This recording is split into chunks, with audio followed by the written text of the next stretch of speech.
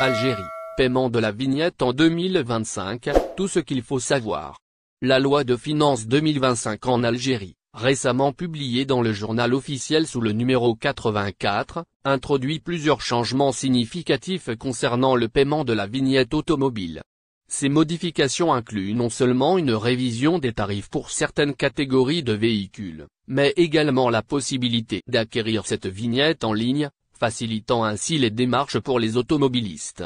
Selon l'article 55 de cette loi, les tarifs des vignettes automobiles ont été revus à la hausse pour les véhicules de tourisme ainsi que pour les véhicules aménagés en utilitaire d'une puissance de 10 chevaux, CV, et plus.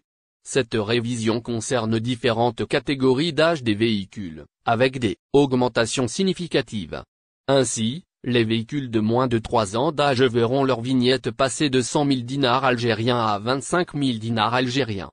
Les véhicules dont l'âge est compris entre 3 et 6 ans seront soumis à un tarif de 20 000 dinars algériens, contre 6 000 dinars algériens précédemment. Les propriétaires de véhicules âgés de 6 à 10 ans devront désormais payer 15 000 dinars algériens, au lieu de 4 000 dinars algériens, tandis que ceux possédant des véhicules de plus de 10 ans devront s'acquitter d'un montant de 10 000 dinars algériens, au lieu des 3 000 dinars algériens auparavant requis.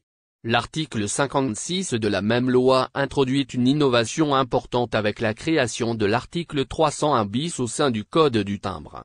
Cette disposition permet désormais l'achat de la vignette automobile en ligne.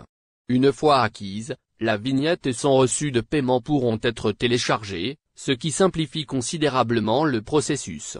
Ces documents dématérialisés devront cependant être présentés aux agents habilités lors de contrôles routiers, mais l'obligation traditionnelle d'apposer la vignette sur le pare-brise du véhicule ne s'appliquera plus pour les vignettes achetées en ligne.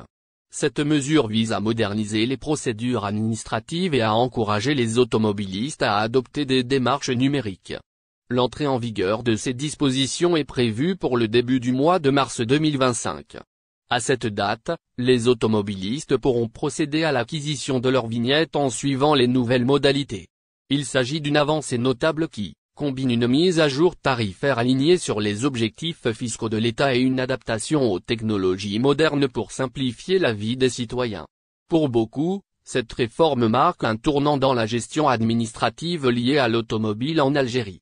L'option d'achat en ligne pourrait encourager un grand nombre de conducteurs à adopter cette solution numérique, réduisant ainsi les longues files d'attente souvent observées dans les centres habilités à délivrer les vignettes. Cependant, l'augmentation des tarifs pourrait susciter des réactions mitigées, notamment parmi les propriétaires de véhicules anciens qui devront s'acquitter de montants sensiblement plus élevés qu'auparavant. Il est à noter que ces changements s'inscrivent dans une stratégie globale visant à moderniser les services publics en Algérie tout en augmentant les recettes fiscales. La dématérialisation des procédures est perçue comme une étape nécessaire pour améliorer l'efficacité des administrations et répondre aux attentes croissantes des citoyens en matière de services numériques.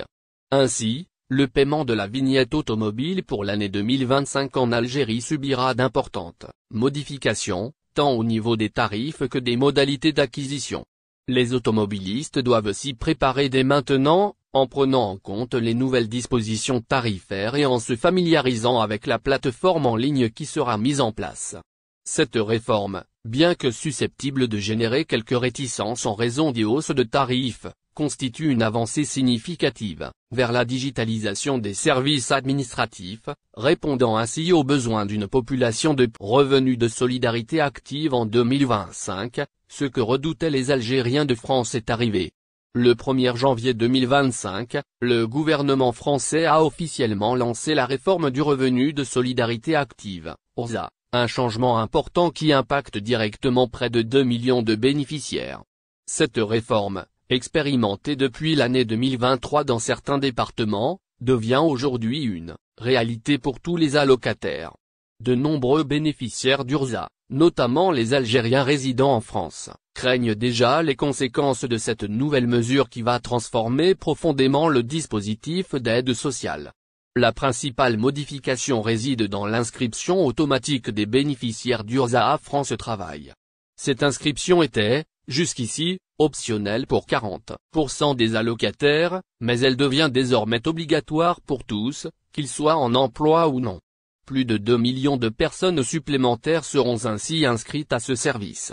Le but de cette inscription est d'assurer que chaque allocataire soit pris en charge et orienté vers des solutions d'emploi, mais certains craignent que cette démarche devienne une formalité administrative, qui pourrait aggraver leur situation au lieu de l'améliorer.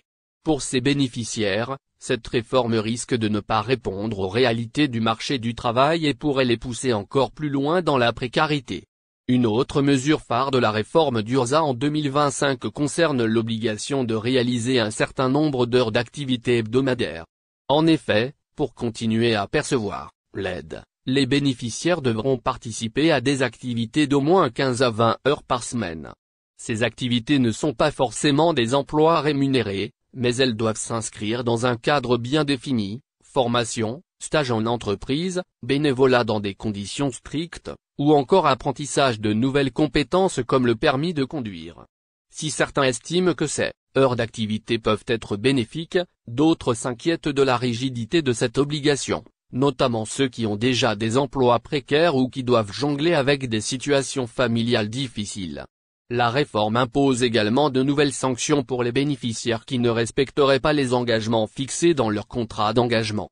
Dès 2025, une mesure de suspension et de remobilisation pourra entrer en vigueur, entraînant la suspension de l'allocation si les conditions ne sont pas remplies.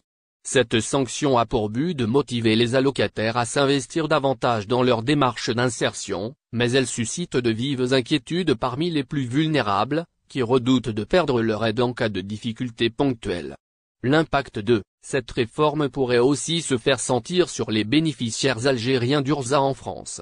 Beaucoup de ces derniers, confrontés à des réalités économiques complexes, s'inquiètent des conditions d'accès et de la mise en œuvre de cette réforme.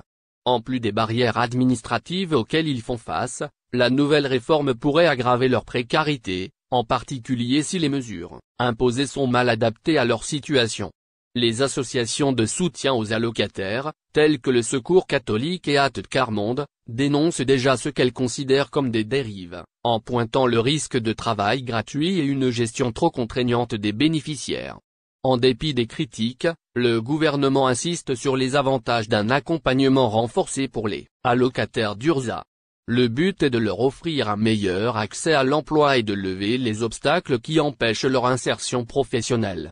D'après un rapport d'évaluation réalisé lors de l'expérimentation dans plusieurs départements en 2023 et 2024, une majorité des bénéficiaires se disent satisfaits de l'accompagnement proposé, même si l'objectif des 15 à 20 heures d'activité reste difficile à atteindre.